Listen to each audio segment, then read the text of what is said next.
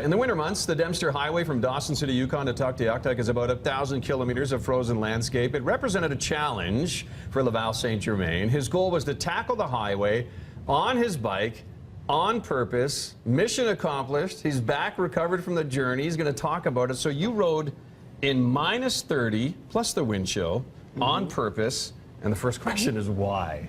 On purpose, yeah.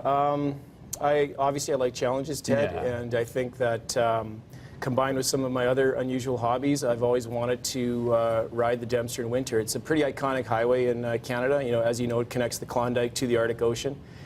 In the wintertime, you could connect to the Arctic Ocean by actually pedaling on the frozen ice. Yeah. And it is through spectacular landscape from boreal forest to high tundra over mountain passes, and why not bike it on purpose? Well, the weather is one reason why not. But I mean, you love the north. I mean, you're a pilot by day, and you fly in northern Canada. Here you are in your tent. Obviously, it looks a little miserable, doesn't it? I was going to say, see, most people wouldn't choose to do this, but yet you do it. Okay, so you tried this last year and didn't make it, but you did succeed this year. I mean, what was the difference, do you think, for you? About 10 degrees, Ted. It was it got down to -46 last winter, last March.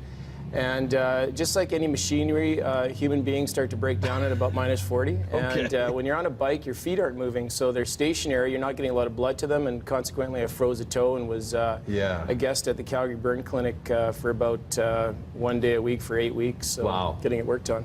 So are you using like a GoPro camera, that type of thing? Is that how you kind of recorded yourself? Yep, exactly. The dreaded selfie stick and GoPro camera type thing. Because you did this solo. Yes. Like there wasn't a camera person there with you. This was just you and your bike and your glasses and your tent, and that was it. And a satellite tracker, and that's it. Yeah.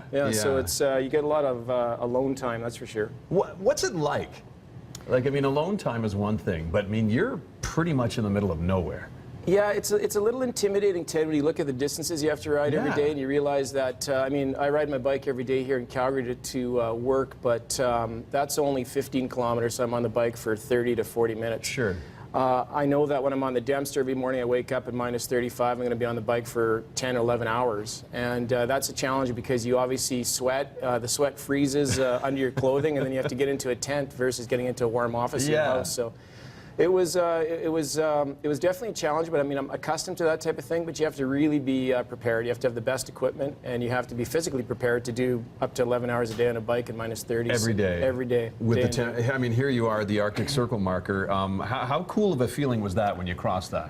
It was cool, literally, but it was also a bit of a reminder of the fact that I did this road in 2006 with my two oldest children when they were only 11 and 13.